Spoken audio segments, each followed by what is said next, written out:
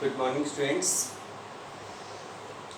बेटा जो हमारा टॉपिक चल रहा था उसी को आगे कंटिन्यू करने जा रहे हैं।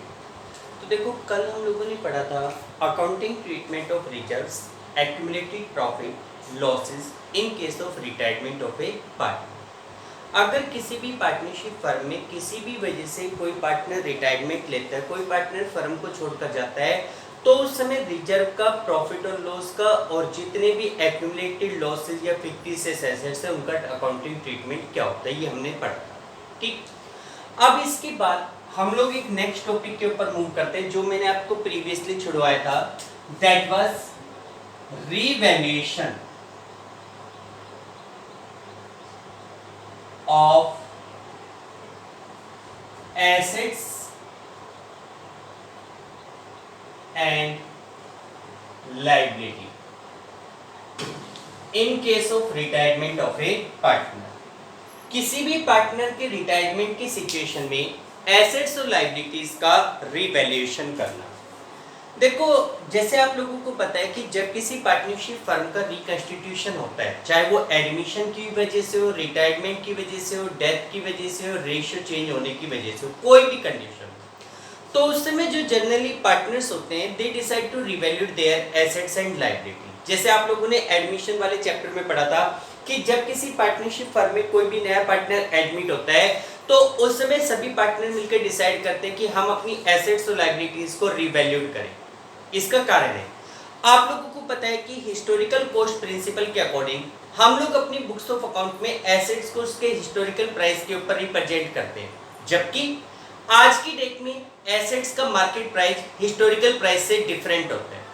तो ऐसी सिचुएशन में रिवैल्यूएशन अगर किया जाए तो एसेट्स और लायबिलिटीज के रिवैल्यूएशन की वजह से फर्म को प्रॉफिट या लॉस होता है, जिसके ऊपर सभी ओल्ड पार्टनर का राइट होता है उनके ओल्ड रेशियो में।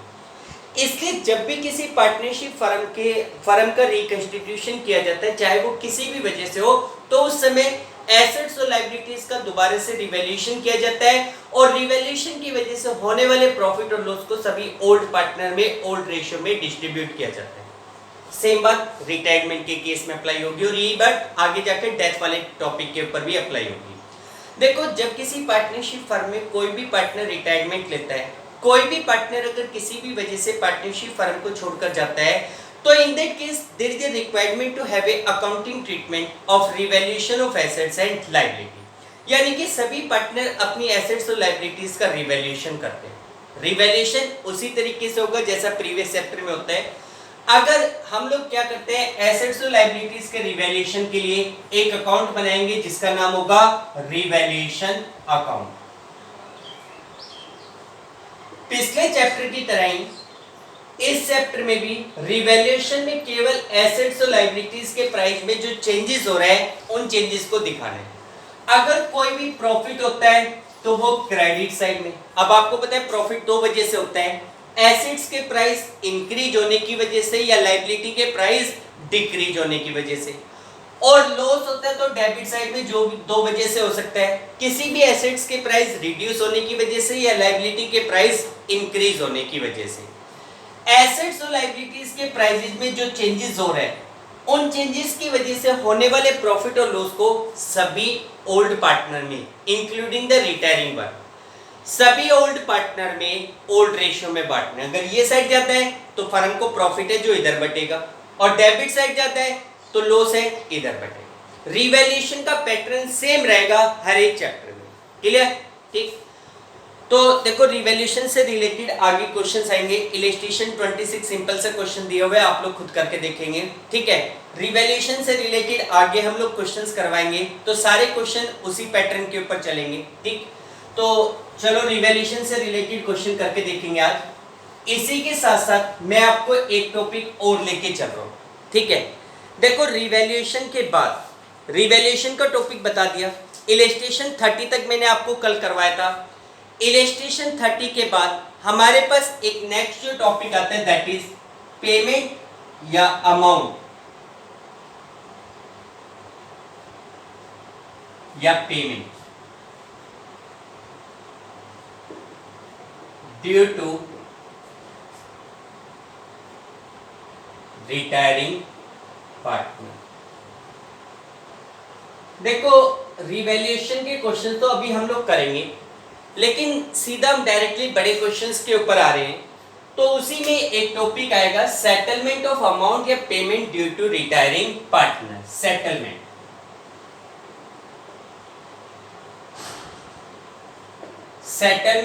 ऑफ अमाउंट या payment due to retiring partner.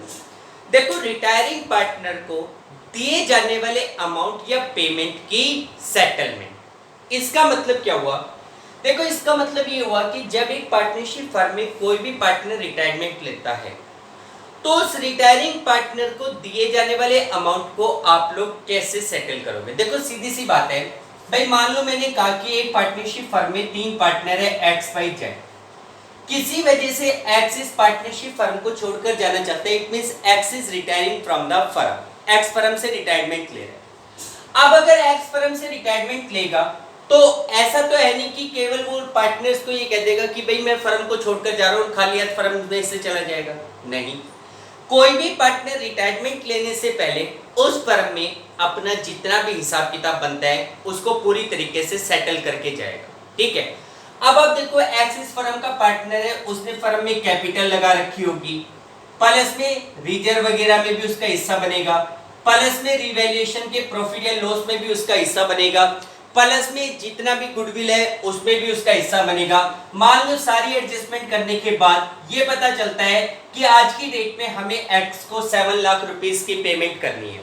भाई अगर एक्स, देखो सीधी सी बात है, एक पार्टनर रिटायरमेंट ले रहा है तो अपने अमाउंट को सेटल करके जाएगा। जैसे एक्स ने रिटायरमेंट ली, हमने सारी चीजों की कैलकुलेशन करके उसका कैपिटल अकाउंट बना के ये कैलकुलेट किया कि भाई आज की डेट में हमें एक्स को 7 लाख रुपए की पेमेंट करनी है। अब बात आती है how to settle the amount due to retiring partner. देखो, रिटायरमेंट लेने वाले पार्टनर को दिए जाने वाले अमाउंट की सेटलमेंट आप लोग कैसे करेंगे? तो देखो, इसके लिए हमारे पास 3 कंडीशंस होती है। ठीक है, 3 केस होते हैं। पहला केस होता है if the retiring partner has to be paid in cash. अगर रिटायरिंग पार्टनर को जो भी अमाउंट ड्यू है, जो भी अमाउंट पे करना है, that was paid in cash. भाई मान लो ये डिसाइड हुआ कि आज की डेट में एक्स को हमें 7 लाख रुपए की पेमेंट करनी है and it is to be paid to him in cash, तब तो आप रिटायरिंग पार्टनर को कैश में पेमेंट कर दो और उसके लिए एंट्री हो जाएगी retiring partners capital account debit to cash या bank. Retiring partners capital account debit to cash या bank if paid in cash, if paid in cash। अगर हम रिटायरिंग पार्टनर को पेमेंट कैश में करना चाहते हैं तब तो हमारी एंट्री हो जाएगी retiring partners capital account debit to cash या टू बैंक। ठीक, लेकिन अगर मान लो ये डिसाइड हुआ, if it was decided that the retiring amount due to retiring partner is not to be paid in cash। देखो नॉर्मली क्या होता है कि भाई जैसे आप लोग एक बात मान के चलो, मान लो स्टार्टिंग में एक्स वाई जेड तीनों ने बिजनेस में 10-10 लाख रुपए इन्वेस्ट किए थे, टोटल 30 लाख रुपए इन्वेस्ट हुए। तो आप एक बात मान के चलो कि नियर बाई इस 30 लाख में से 25 लाख के आसपास का अमाउंट तो हमारा हमेशा फिक्स एसेट्स में इन्वेस्ट होता है, बिल्डिंग में, मशीन में, फर्नीचर में। यानी कि जितना पैसा हम बिजनेस में लगाते हैं उसका 70 to 80% अमाउंट हमेशा फिक्स एसेट्स में इन्वेस्ट हो जाता है। ठीक है, लगभग। और बाकी का जो बिजनेस होता है वो लगभग 20 to 30% कैपिटल के ऊपर ऑपरेट होता है। अब अगर मान लो एक्स ने एक दिन रिटायरमेंट लेने का डिसीजन ले लिया, उसको इतने बड़े अमाउंट की पेमेंट करनी है। इतना बड़ा अमाउंट जनरली किसी भी फर्म के लिए इमीडिएटली पे करना पॉसिबल नहीं होता। ठीक है, इमीडिएटली उसी टाइम पे करना जनरली पॉसिबल नहीं होता। तो ऐसे सिचुएशन में जनरली रिटायरिंग पार्टनर की कैपिटल का जो भी बैलेंस निकलता है हम लोग उस बैलेंस की कैलकुलेशन कर लेते हैं। अगर क्लियरली कहा गया क्वेश्चन में कि it was paid in cash, तब तो आप उसको कैश में पेमेंट करो। अदरवाइज हम लोग रिटायरिंग पार्टनर की कैपिटल का जो भी बैलेंस निकलता है that will be transfer to his loan account. वो पैसा उस रिटायरिंग पार्टनर के लोन अकाउंट में ट्रांसफर कर देते हैं। ठीक है, अगर क्वेश्चन में कुछ नहीं कहा गया तो भी आपको यही मानना है कि retiring partner was not paid immediately और इन दैट केस उसको जो भी अमाउंट ड्यू होगा that will be transfer to his loan account. तो अगर मान लो रिटायरिंग पार्टनर के लोन में ट्रांसफर करना है तो एंट्री हो जाएगी रिटायरिंग पार्टनर्स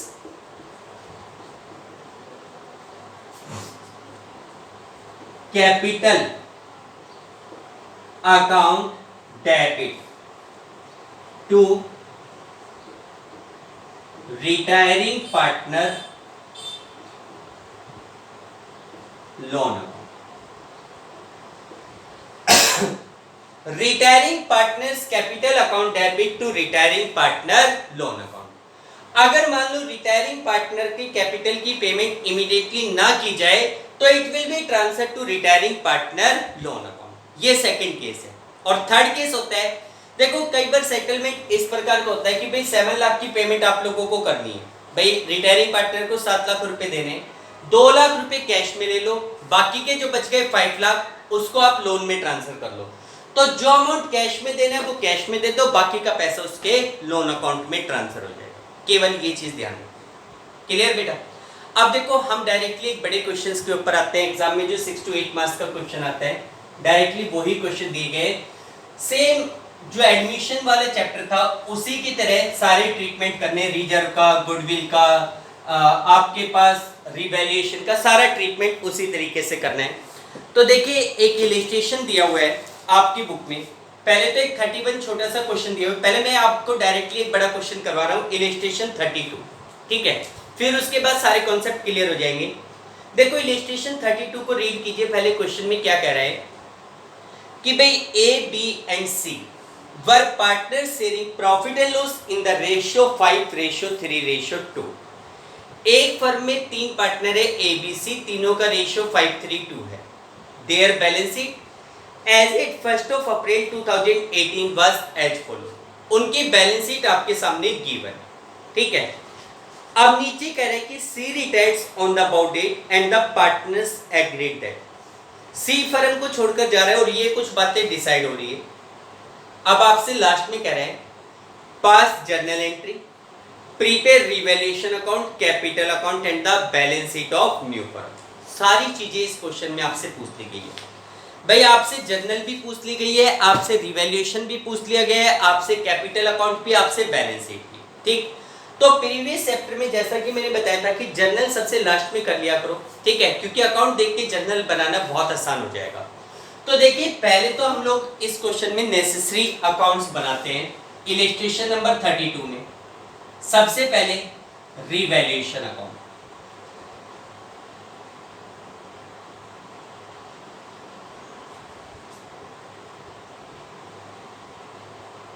रिवैल्यूएशन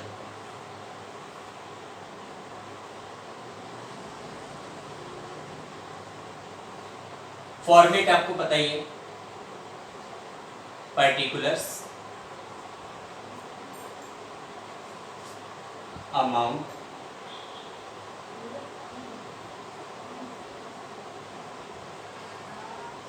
पर्टिकुलर्स,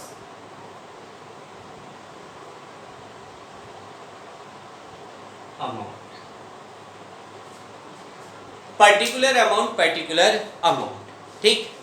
अब आप देखो एक एक पॉइंट को पढ़ते जाओ कि कौन सा पॉइंट रिवैल्यूएशन से रिलेटेड है। जैसे पहले कहा था कि भाई सी रिटायरमेंट ले रहे हैं, ये कुछ कंडीशंस एग्रीड हुई है। फर्स्ट पॉइंट कह रहे हैं goodwill is to be valued at 2 year purchase of average profit of last 4 year, और 4 सालों के प्रॉफिट आपको दिए गए।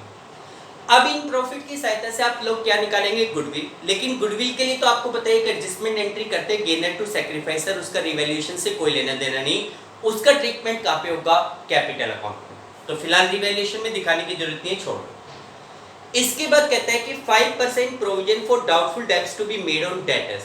आपको अपने डेटर्स के ऊपर 5% का प्रोविजन बनाना है। अब अगर आप अपनी बैलेंस शीट में डेटर की पोजीशन देखो तो आपके पास डेटर 8000 के दिए हुए, 8000 का 5% कितना होता है, 400। अच्छा, क्या हमने कोई पहले से प्रोविजन बना रखा है, जरूर चेक कर लिया करो, कई बार प्रोविजन लायबिलिटी साइड में दे देता है, ऐसा नहीं है।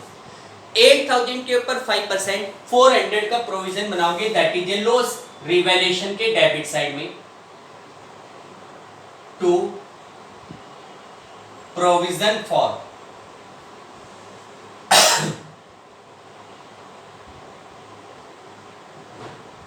Doubtful debts. कितने अमाउंट का प्रोविजन बनेगा? 400 का। आगे, स्टॉक बी एप्रिशिएटेड बाय 10%। देखो ये कहता है कि स्टॉक को 10% एप्रिशिएट करो, यानी कि इसको इंक्रीज करो। अब आपकी बैलेंस शीट में स्टॉक दिखा रखा है 40,000 का, उसका 10% 4,000 होता है। आपको उसको एप्रिशिएट करना है, इट मींस इंक्रीज करना है, प्रॉफिट होगा। तो बाय स्टॉक कितना इंक्रीज हो जाएगा? 4,000 रुपीज। फिर कहते हैं नेक्स्ट पॉइंट में, पेटेंट्स आर वैल्यूलेस। भाई जो आपके पेटेंट्स है बुक में वो वैल्यूलेस है, यानी कि उनकी वैल्यू 0 है। अब आपने अपनी बैलेंस शीट में पेटेंट्स को दिखा रखा है 4,000, उनकी वैल्यू नील है, इसका मतलब आपको 4,000 का लॉस है रिवैल्यूएशन के डेबिट साइड में टू पेटेंट्स। कितने का हो गया? 4,000 का हो गया। उसके बाद आगे कह रहे हैं कि भाई building be appreciated by 20%। Building को 20% एप्रिशिएट करना है। 60,000 की बिल्डिंग है, उसका 20% 12,000 हो जाएगा। तो बाय बिल्डिंग कितना इंक्रीज हो जाएगा? 12,000। बिल्डिंग की वैल्यू कितनी इंक्रीज होगी? 12,000। ठीक। इसके बाद आगे कह रहा है कि sundry creditor to be paid 2,000 more than the book value. भाई जो हमारे सन्ड्री क्रेडिटर है उनको बुक वैल्यू से 2,000 रुपए ज्यादा देने हैं। इसका मतलब जो भी हमारे क्रेडिटर थे उनको 2,000 रुपए की ज्यादा पेमेंट करोगे तो 2,000 का एडिशनल क्या हो जाएगा? लॉस रिवैल्यूएशन के डेबिट साइड में टू क्रेडिटर्स। कितने का लॉस और हो गया? 2,000 का। ठीक। और कुछ नहीं। आप टोटल कीजिए, इस साइड का टोटल आ रहा है 6,400, इस साइड का टोटल आ रहा है 16,000। 16,000 में से 6,400 माइनस करोगे 9,600 बच गया। 9,600 का फर्म को क्या हो रहा है? प्रॉफिट। किसमें डिस्ट्रीब्यूट होगा? ए बी सी में। प्रॉफिट शेयरिंग रेशियो दिया हुआ है 5:3:2, तो यहां लिख देंगे to profit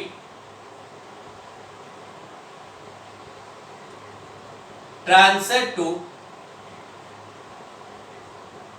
capital account A, B और सी।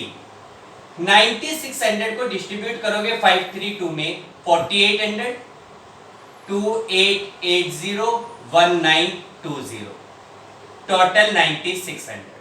ये टोटल कर दो। This is your revaluation account. इधर भी 16,000, इधर भी 16,000। This is your revaluation account. Second account हम लोग बनाएंगे पार्टनर्स कैपिटल अकाउंट।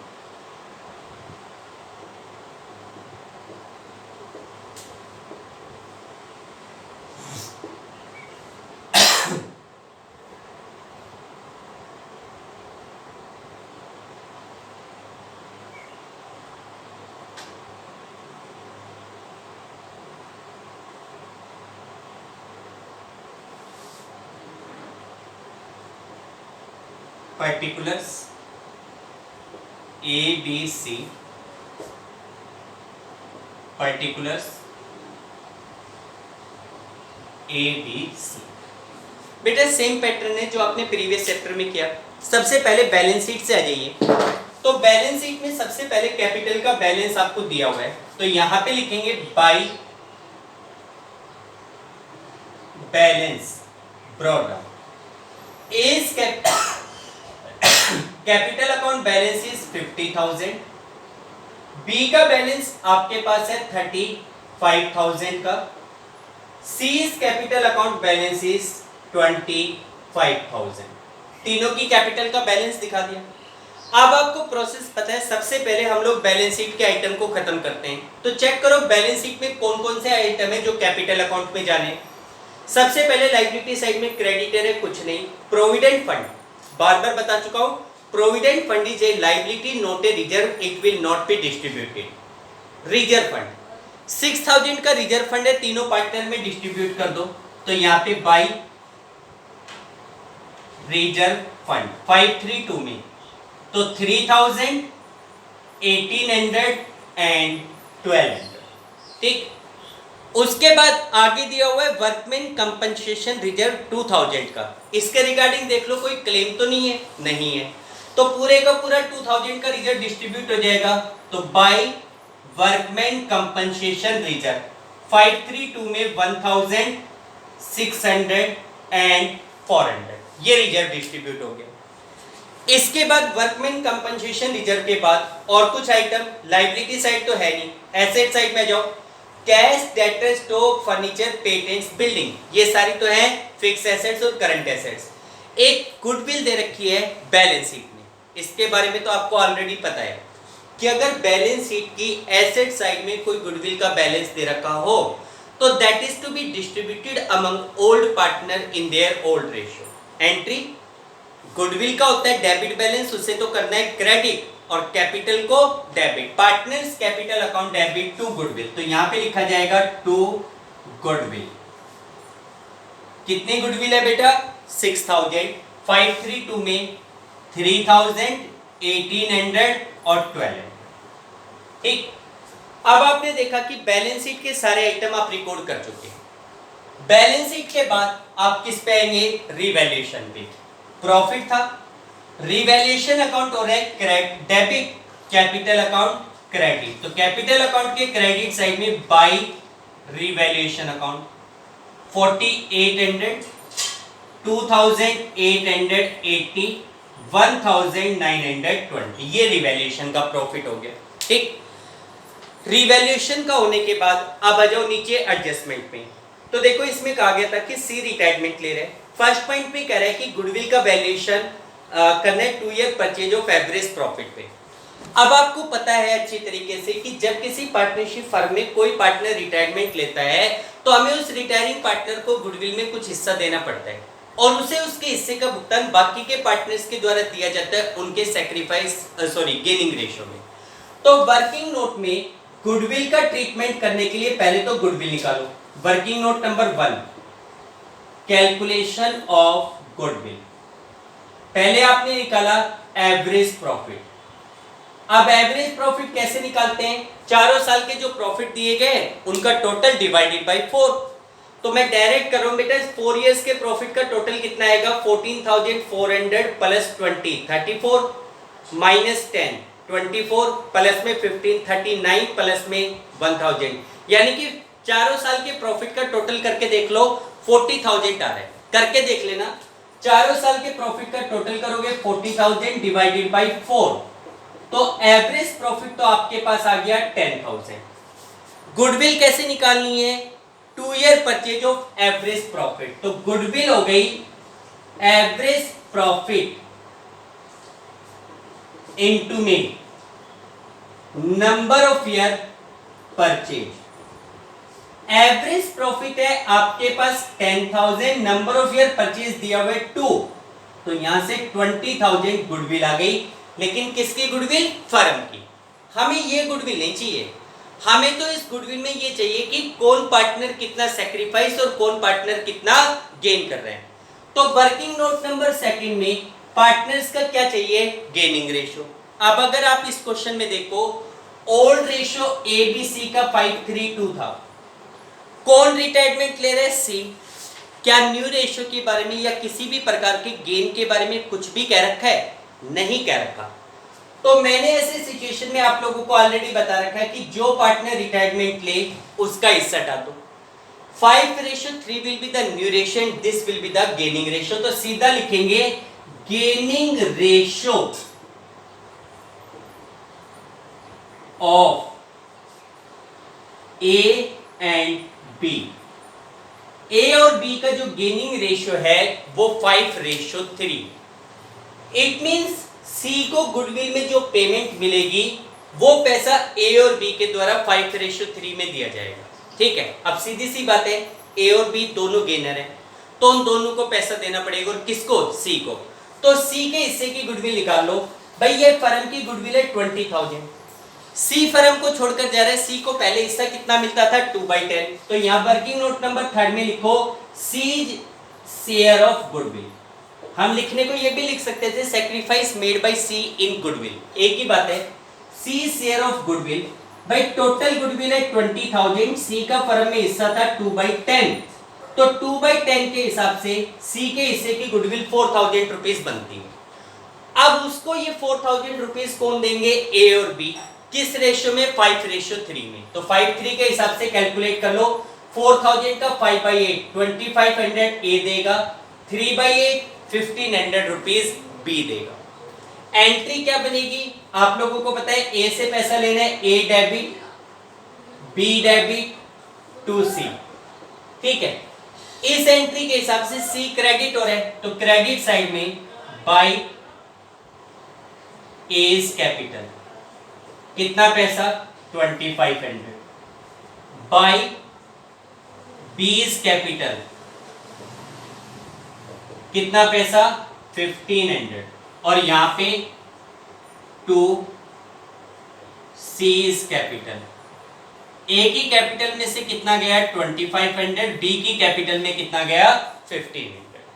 तो ये हमने गुडविल की एडजस्टमेंट एंट्री कर दी, ठीक।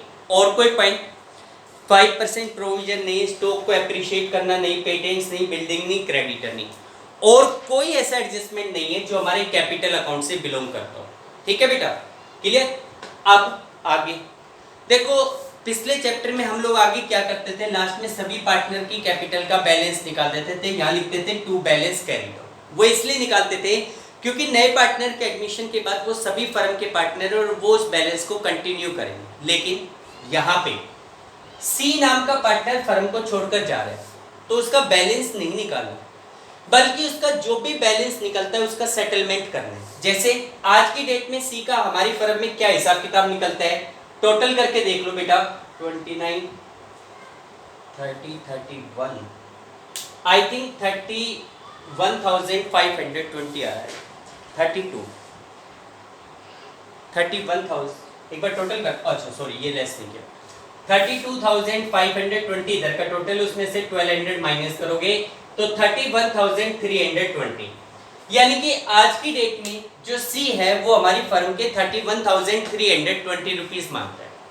अब क्या है कि फर्म को सी छोड़कर जा रहा है, तो बात आती है कि इस अमाउंट की सेटलमेंट कैसे की जाएगी।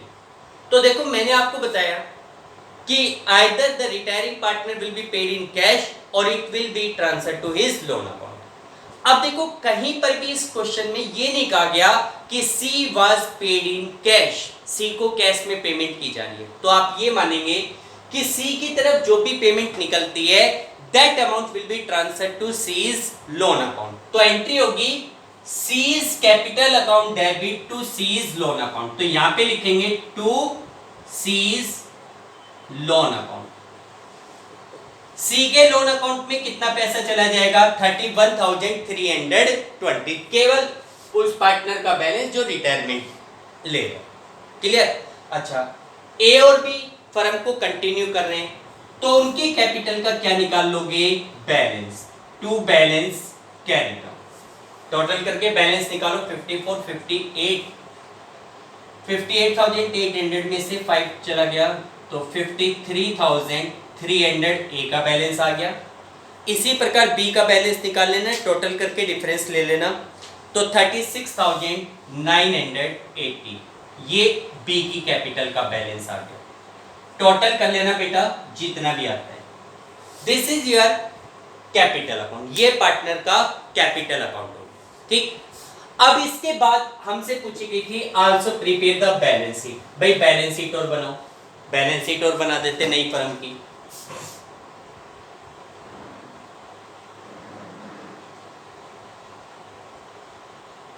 बैलेंस शीट एज एट, जिस डेट को पार्टनर ने रिटायरमेंट लिया वो डेट यहां पे लिखेंगे,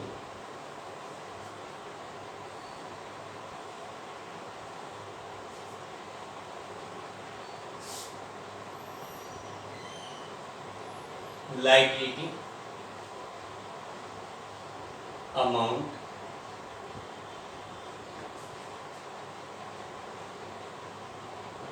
assets and amount, liability amount assets और अमाउंट, एक एक आइटम को चेक करते चलो। देखो बेटा जैसे लाइबिलिटी साइड में सबसे पहले दिया हुआ है sundry creditor, sundry creditors. Creditors का बैलेंस था 10,000, जिसके रिगार्डिंग एक एडजस्टमेंट थी कि क्रेडिटर को 2,000 और देने पड़ेंगे, तो क्रेडिटर का टोटल बैलेंस हो गया 12 भाई 10 के थे, 2,000 और देने पड़ेंगे। उसके बाद दूसरा आइटम है employees provident fund. Employees provident fund, employees provident fund का बैलेंस कितने का है? 5,000 का बैलेंस है। फिर तीसरा आइटम है रिजर्व फंड, उसको हमने बांट के खत्म कर दिया। वर्कमैन कंपनसेशन रिजर्व को हमने खत्म कर दिया, ठीक है। Capital account, capital account. अब देखो बेटा, कैपिटल अकाउंट में पहले 3 पार्टनर थे, लेकिन फिलहाल सी रिटायरमेंट ले चुका है, तो हमारे पास कैपिटल केवल और केवल किसकी बचेगी? ए और बी की। ए की कैपिटल का बैलेंस है 53,300, बी की कैपिटल का बैलेंस है 36,980, सी की कैपिटल खत्म हो गई। हालांकि सी की कैपिटल का जो बैलेंस था वो उसके लोन अकाउंट में कन्वर्ट हो गया है, तो आप अपनी बैलेंस शीट में सी का लोन दिखाएंगे, यहां पे लिखेंगे सीज लोन। कितने का है? 31,320, ये लोन का बैलेंस हो गया, ठीक। लायबिलिटी के सारे आइटम हो गए। एसेट में आ जाओ, एसेट साइड में कैश। कैश हमारे पास 2,000 था, ना कोई पार्टनर पैसे लाया ना कोई हम लेकर गया। भाई रिटायरिंग पार्टनर को भी लोन में ट्रांसफर किया गया, कैश में कोई पेमेंट नहीं है, तो कैश में कोई चेंज नहीं। कितने का कैश है? वही 2,000 का। डेटर्स, बेटा डेटर्स का बैलेंस आपके पास 8,000 था, इनर कॉलम में दिखाइए, जिसके ऊपर आपने 400 रुपीज का क्या बनाया है? प्रोविजन। ध्यान रखना, प्रोविजन बनाते हो तो उसको लेस करके दिखाओ। जैसे यहाँ पे क्रेडिटर में सीधा आपने ऐड कर दिया, लेकिन डेटर्स में भी करने को लेस कर सकते थे, लेकिन जब आप प्रोविजन बनाते हो तो वो एक्सपेक्टेड लॉस होते हैं, जो होगा या नहीं होगा पता नहीं है, इसलिए आपको प्रोविजन के अमाउंट को शो करना पड़ेगा। Less provision for doubtful debts. कितने का प्रोविजन है? 400, तो आपका डेटर अमाउंट कितने का बच गया? 7,600। डेटर के बाद आपके पास दिया हुआ है स्टॉक। स्टॉक का प्राइस 40 था, इसमें कुछ चेंज? बिल्कुल। स्टॉक के प्राइस 10% इंक्रीज किए गए थे, यानी कि 40 प्लस में 4, 44 हो गया। फर्नीचर 13,000, कोई चेंज नहीं, कोई चेंज नहीं है फर्नीचर के प्राइस में, as it is 13,000। Patents, patents के बारे में कहा गया था कि पेटेंट्स आर वैल्यूलेस। भाई पेटेंट्स की वैल्यू 0 है, इसका मतलब हमारी बैलेंस शीट में से पेटेंट्स खत्म हो गया। बिल्डिंग 60,000 थी, चेंज उसको 20% एप्रिशिएट किया था 12,000, तो बिल्डिंग कितने की हो गई? टोटल 72 की। फिर आपको दिया हुआ है गुडविल 6,000, जिसको हमने ओल्ड पार्टनर में ओल्ड रेशियो में बांट के खत्म कर दिया। पुरानी बैलेंस शीट के सारे आइटम हो गए। अब नीचे एक बार एडजस्टमेंट को चेक करो, कोई एडजस्टमेंट बच तो नहीं गई जो बैलेंस शीट में जानी है। तो जैसे फर्स्ट पॉइंट में कह रहा था कि गुडविल का वैल्यूएशन 2 ईयर परचेज पे करना है, तो उसके लिए हमने एडजस्टमेंट एंट्री कर दी। सी की कैपिटल हो रही है क्रेडिट, ए और बी डेबिट, डबल पोस्टिंग हो रही है। प्रोविजन बनाने डेटर पे 5%, एक बार इधर एक बार डेटर में से कम कर दिया। स्टॉक को इंक्रीज करना है, एक बार रिवैल्यूएशन में एक बार स्टॉक में ऐड कर दिया। फिर आपको कह रहा था कि भाई पेटेंट्स वैल्यूलेस है, एक बार रिवैल्यूएशन में दिखा दिया, एक बार बैलेंस शीट में से पेटेंट्स को खत्म कर दिया। बिल्डिंग को इंक्रीज करना है 20%, एक बार इधर एक बार बिल्डिंग को बढ़ा दिया। क्रेडिटर को 2,000 रुपये और देने पड़ेंगे, एक बार रिवैल्यूएशन में एक बार क्रेडिटर में ऐड कर दिया। सारी की सारी एडजस्टमेंट हो गई। सी की कैपिटल का बैलेंस उसके लोन में चला गया। टोटल करके देख लेना, बोथ साइड का टोटल आपका इक्वल आए। ठीक है बेटा, तो इस तरीके से आपको डिफरेंट अकाउंट्स प्रिपेयर करने हैं, रिवैल्यूएशन अकाउंट, कैपिटल अकाउंट और बैलेंस। अब देखो हर क्वेश्चन में यही पैटर्न होगा लगभग, बस एक आधा टॉपिक और बढ़ जाएगा एडजस्टमेंट ऑफ कैपिटल का, बाकी सब में रिवैल्यूएशन का मतलब कि वही अकाउंट बनाने, रिवैल्यूएशन, कैपिटल अकाउंट और बैलेंस। ठीक, अच्छा एक इसी क्वेश्चन में आपसे पूछी गई है जर्नल, भाई also pass the necessary journal entry. देखो इतने क्वेश्चंस हम लोग जर्नल के कर चुके हैं कि मुझे नहीं लगता कि आज की डेट में 12th कॉमर्स में पढ़ने वाला कोई भी स्टूडेंट जर्नल के पॉइंट ऑफ व्यू से मात खा सकता है। अगर आपके सामने ये क्वेश्चन बन गया तो जर्नल आप खुद बना सकते हैं, सीधी सी बात है, बनाओ। ये आइटम रिवैल्यूएशन के डेबिट में 3 आइटम, तो एंट्री में रिवैल्यूएशन अकाउंट डेबिट, ये तीनों आइटम क्रेडिट। क्या entry? Revaluation account debit to provision for doubtful debts to patents to credit. ये दो आइटम रिवैल्यूएशन के क्रेडिट में, तो इसके लिए रिवैल्यूएशन अकाउंट तो होगा क्रेडिट, ये दोनों आइटम क्या हो जाएंगे? डेबिट। क्या एंट्री बनेगी? Stock account debit, building account debit to revaluation. फिर प्रॉफिट था, यहां प्रॉफिट के लिए revaluation account debit to A to B to C, to A capital to B capital to C capital. Revaluation की 3 entry मैंने बता रखी। अब आओ कैपिटल पे, बैलेंस ब्रो डाउन के लिए कोई एंट्री नहीं। रिजर्व फंड, ये रिजर्व फंड बटे कैपिटल अकाउंट हो रहा है क्रेडिट, रिजर्व फंड हो जाएगा डेबिट। क्या entry? Reserve fund account debit to A capital to B capital to C capital. Workman compensation reserve account debit to A to B to C. ठीक, revaluation के profit की entry ऊपर हो चुकी। ये गुडविल वाली एंट्री है, जो सी को गुडविल में हिस्सा मिला था। सी की कैपिटल तो ये क्रेडिट, ए और बी डेबिट, तो entry A capital account debit, B capital account debit to C capital. फिर ये एंट्री हो चुकी, ये हो गई। ये जो गुडविल बुक्स पे दिखा रखी थी उसको राइट ऑफ करने के लिए एंट्री ए बी सी और डेबिट, गुडविल होगी credit. A capital account debit, B capital account debit, C capital account debit to goodwill, goodwill shown in books written off. फिर लास्ट में सी के लोन को, सी की कैपिटल के बैलेंस को उसके लोन अकाउंट में ट्रांसफर किया गया था। क्या एंट्री बनी है? C's capital account debit to C's loan account. C's capital, capital account debit हो रहा है और लोन अकाउंट का क्रेडिट बैलेंस है। C's capital account debit to C's loan, balance carry down की कोई एंट्री नहीं, बैलेंस शीट के किसी आइटम की कोई एंट्री। ठीक, सिंपल सा प्रोसेस। क्लियर बेटा? ठीक, तो देखिए डियर, ये कुछ क्वेश्चंस आप लोग करके देखिए, एज मच एज पॉसिबल जितने ज्यादा क्वेश्चंस आप कर सकें उतने क्वेश्चंस कीजिए। बाकी नेक्स्ट क्वेश्चन के ऊपर हम कल मूव करेंगे। ओके बेटा, thank you, have a nice day.